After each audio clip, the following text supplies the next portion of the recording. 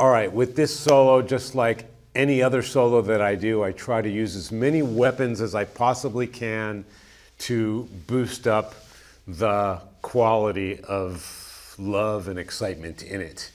And as I've said about 1,000 times already, the beginning of the solo is super important, as is the ending. Of course, it's all important, but you got to make a first impression. And there are so many great ways to do that.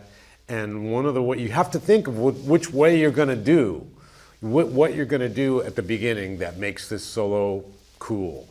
And sometimes you don't have to think about it, you just feel it, because these, I guess, tips that I'm giving you about how to enter a solo, how to exit a solo, it becomes second nature after a while, after playing solos a lot. God, how many solos have I played? A lot. So it becomes second nature that when the solo starts, you automatically, okay, well, what can I do to make this cool?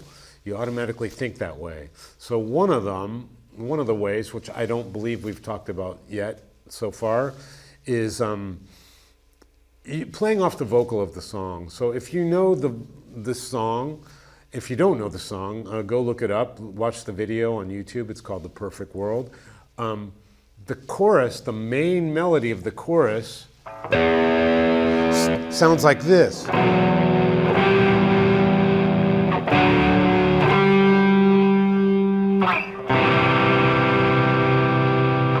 So it's the melodies basically.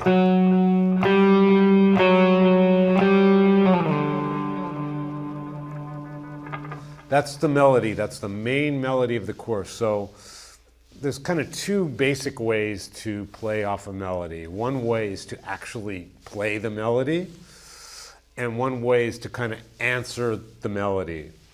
But in this case, the solo is not coming after a chorus, it's coming after a bridge. So there's been a while since we've heard the chorus. And so I decided to take the first phrase of this solo and mimic the first phrase of the chorus to kind of remind people what song we're in and to give it a different voice. Instead of a vocal singing the melody, now we've got the guitar. And the guitar can have a lot of different expressions that are different from a vocalist. All right, so the first chord would be E minor there, and I went.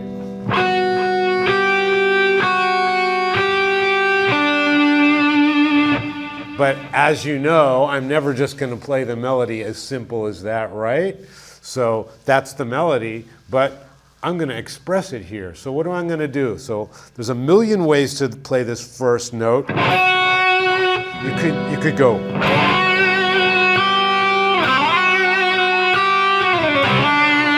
You could do that, or you could go backwards with that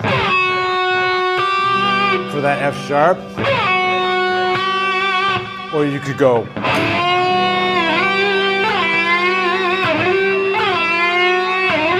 Oh, that's kind of interesting. Maybe I should have done that. I think people might have got seasick had I done that. But what I eventually did on the recording was something like this.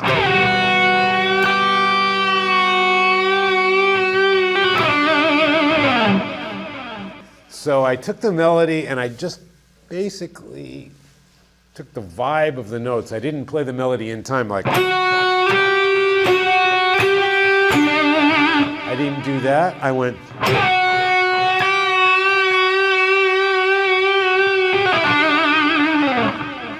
So it's kind of almost an homage to the chorus, the melody of the chorus. You still know it's the melody of the song, but I'm taking a lot of liberties with the expression of it.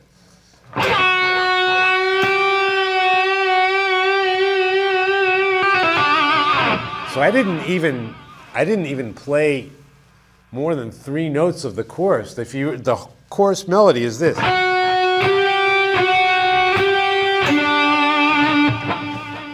But all I did was kind of allude to it.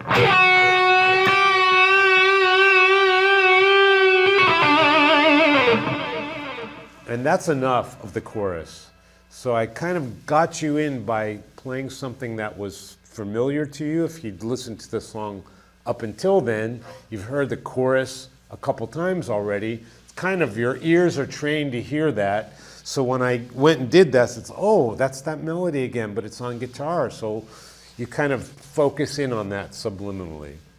So that's the first chord over the E minor, and E minor to G to C. And let's take it a couple measures after that. So you go.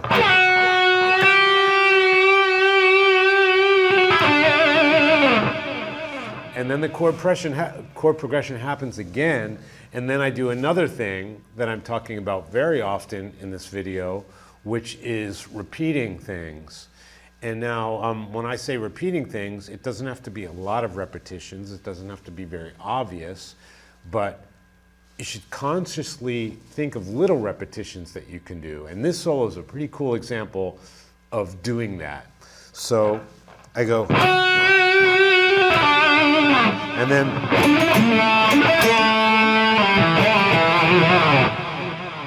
it's kind of like a blues motif there, but the point I want to get to you is now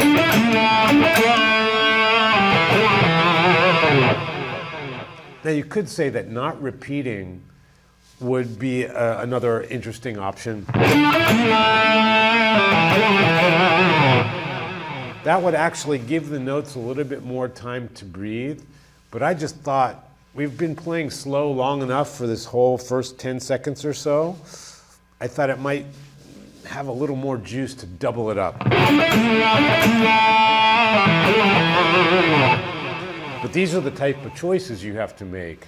If the producer, I happen to be producing this, but if some producer was in there producing it, he said, you know what, it's kind of busy, why don't you don't repeat that and just go. I would have understood that viewpoint there. So that's the type of choice that I want you to consciously be making as you're constructing whatever solos you're playing. Let's see what happens after that. Okay, here comes another repeating lick. It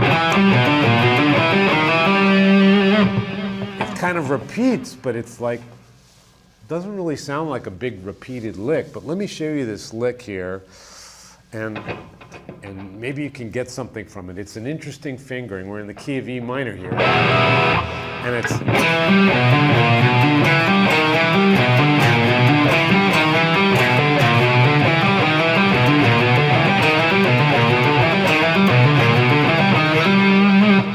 I like to do these kind of little odd groupings in the middle of something that's very melodic sometimes, because it just keeps the whole thing on edge. You know, rather than doing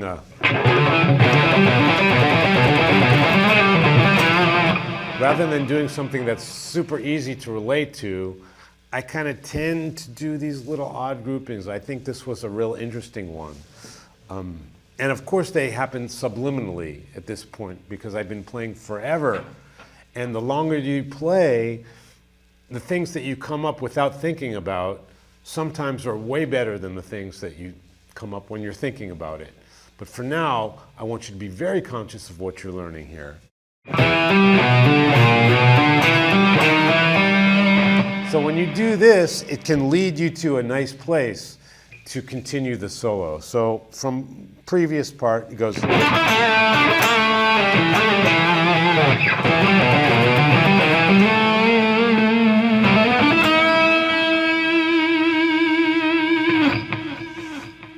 So when I'm here,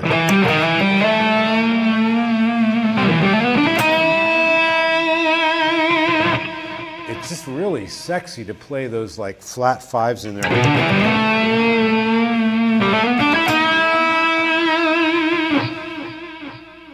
Of course, there are many options you could have done in this situation.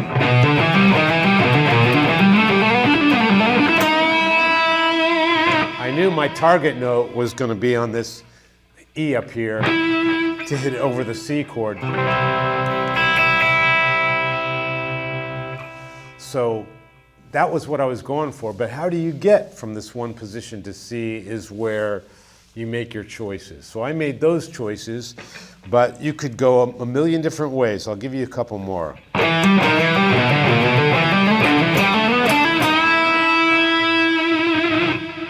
that's another thing to do. Like if you're going up in a particular scale, you go up and then you go back to the previous string.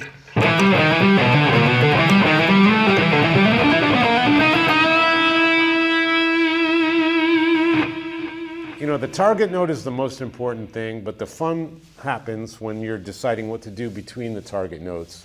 So if you take these little options and consider them, but also, more importantly, maybe you have a better option in mind in this type of situation, or other options you'd want to try. This is my huge point that I'm driving home so much in this video. It's really all about you. My options are mine.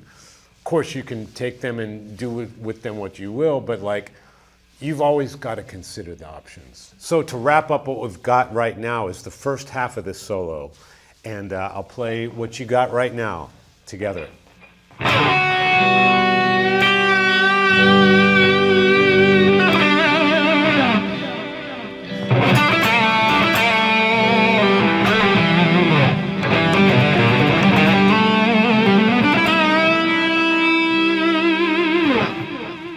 Next time we'll go to the key change.